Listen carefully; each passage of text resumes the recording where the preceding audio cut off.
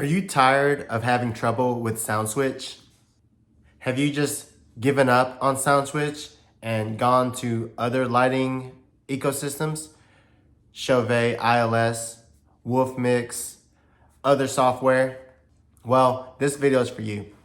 I'm in the Soundswitch user group on Facebook, and I've seen a lot of people having trouble with their Soundswitch. So I decided that I need to make a video of how I use Soundswitch to see if I can help anybody else. I hope in this video that I can help somebody out who's just beginning Soundswitch and just needs a little help and just needs to see someone set it up and run through it like they're a beginner. So I'm gonna do that in this video.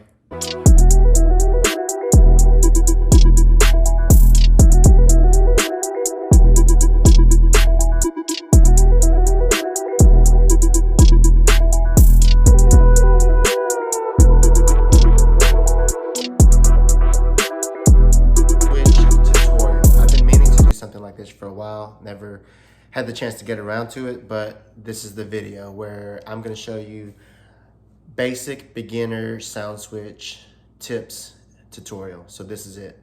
So when you get Soundswitch, you got to realize that this is a very powerful, a very complex software, but it can be made simple if you have the right tools, if you have the right teacher. And so I'm going to try to do that for you in this video.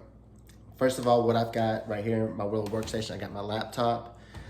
I've got a wireless transmitter. This is the transmitter that I put in my podium booth.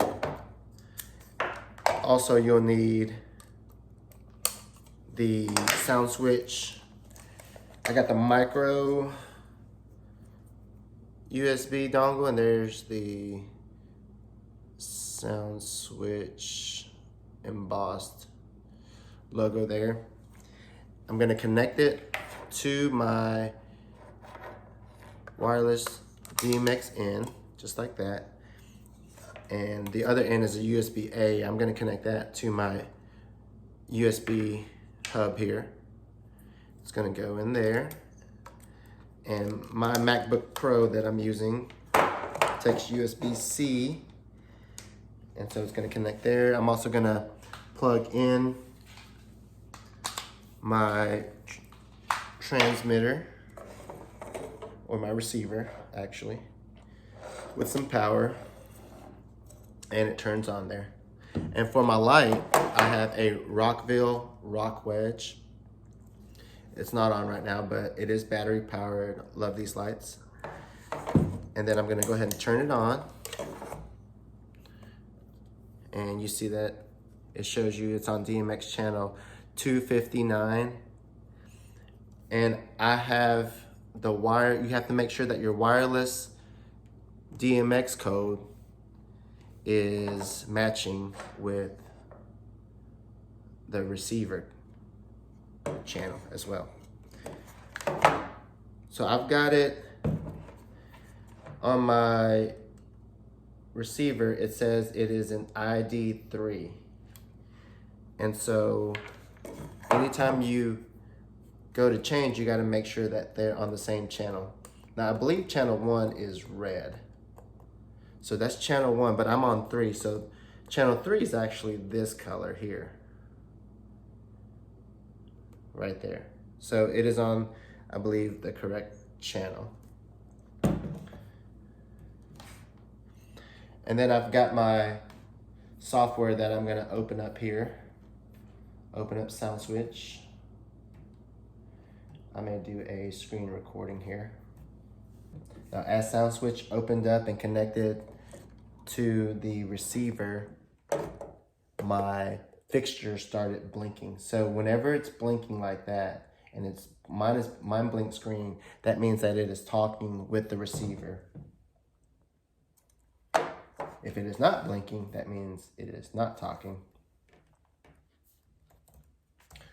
So my Soundswitch tried to open up and then it shut off. Okay, so now it's working. So now I got that blinking and I've got my receiver or transmitter, whatever you want to call it. I believe it's a transceiver. There you go. So I just updated my software and it told me that I needed to log into my InMusic account, which I made one several months ago. And so now we're cooking. Hopefully my software doesn't crash anymore. It was crashing earlier. But to set up your Soundswitch, I have a wireless transmitter receiver. It is on channel 3, which is the yellow channel on my fixture. And for my fixture, I have the Rockville rock wedge. So I'm going to go to edit mode to show you what happens next. The first thing you want to do is set up your fixture. So here is where you search for your fixture. You can search it by manufacturer. So Rockville's in there. And you've got all these different fixtures. And if your fixture's not in there, it's going to be a little tricky because you have to kind of guess which one is the correct fixture profile. So there's my rock wedges. It's got 2 different profiles. There's a 6-channel mode and a 10-channel mode. So in your instructions on your fixture, it will show you, okay, you have 6-channel mode and a 10-channel mode. Now, I believe that mine is in 6-channel mode. And the way that I know that is because there are 2 DMX modes for the Rockville rock wedge. There's the 10-channel mode, which starts with the letter A, and then the letter D, that lets you know that it's in 6-channel mode. Now, some fixtures, like your both IR4s, you can toggle between that. It'll say 6-channel or 10-channel. So that makes it easier. On these rock wedges, you got to read the instruction manual. And so the instruction manual, don't just throw it away. Don't just toss it out the window. Actually take a look at it to make sure you're in the right channel mode. So that's what that's referring to. And I've already got my rock wedges in here, and I'm going to make sure I have them addressed. So for my Soundswitch, I have my rock wedges. I have about 10 to 12 different fixtures put in the DMX window here. So you see all the rock wedges that I have. I could probably do less, but right now I'm just going to keep it like that because I don't want to have to redo it. So there is my fixture. And over here, it's cool. You can make it the wash primary. You can make it the secondary. And then you also have 4 groups that you can place your fixture in. So I've got this rock wedge light fixture in group 3. And it is a wash secondary. And we're going to talk about groups in a minute because groups allow you to categorize the different light fixtures that you have. So like all my rock wedges are in group 3. As you can see here, my both IR4s are my wash primaries and they're in group 1. So to add it, you just click on your profile that you want, then you can drag it and it'll add it. So this is what I just added right here, and it just takes up 6 channels from 383 to 388. Okay, but again, I've already done this, so I'm just going to delete this. But the light that I have is up here somewhere, address 259. I believe it's this one right here. Yep, 259. So when you're done with that, adding all your fixtures like I've done here, you click done. And then what's next? What do you do next? If you want to see if it works with your software, I use auto loops because my DJ software that I use, DJ Pro, it's not super compatible with Soundswitch. Like I don't do scripting of the songs or the tracks. So since I use DJ Pro, I use auto loops. To check your auto loops, you press this A button here and it pulls up your auto loops. And these are the 4 different banks. You got your dance music, your upbeat, hip hop, R&B, and then your chill. So I'm gonna go to dance music and I'm gonna click on red smooth, and it pops up the different things that the lights are doing. This is your master track, and then you got your individual lights can do different things. I don't really mess around with these too much. Although sometimes if I want to do a chase, I'll have to do a little bit of tweaking, editing. So now I got this pulled up and I'm gonna hit this play button. And you see the light is, you see the light's working there. Try not to shine it in your face there. So the light's working. It's going through the auto loop. If I want to do another one, let's click this one and see what happens to that one. So this is like a flash. So you see the light moving with the software. So I know it's working, I know it's good. Now, let's say I get to a gig, I'm ready to perform, I want my light set up. This is what I do. I go to my performance mode. So I'm switching modes here. I go to performance mode, and then I have blank venue there, and now it's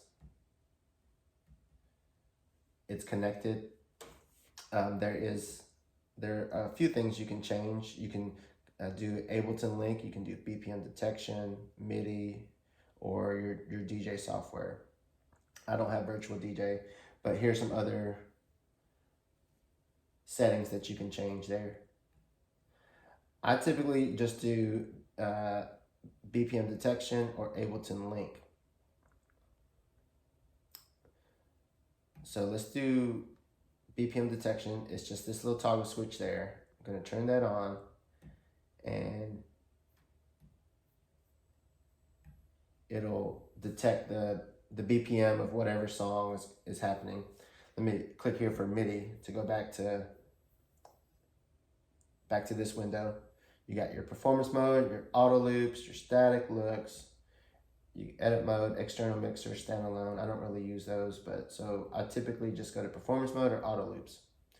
And right now the light is going to it's flashing to the auto loop that I have set.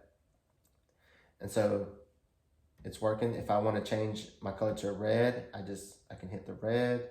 If I want to do green, I can do that. The thing you have to remember is that when you don't want it to be green, you have to click the green to go back to your auto loop. Here I want it to be yellow. It's turning yellow. Strobe, I can hold it and hit a strobe. If I want to do a white it out, or if I want to do black out. So you just kind of have to mess around with it. You just have to play around with it a little bit. Talking about the groups earlier when I was talking about that. So let's say I want to turn down the intensity of my rock wedges, but keep my PARs, my IR4s bright. I just go right here and then just turn down the intensity of whatever group my light fixture is on. So you see right here, I just turned down the group 3 intensity because that's what the rock wedges were on. And so now it's not flashing. I'm gonna turn it up a little bit. I want it to be brighter, super bright, boom, right there. If I wanna change the intensity of all the lights, I just turn down, this is like the master intensity. And you can turn it down.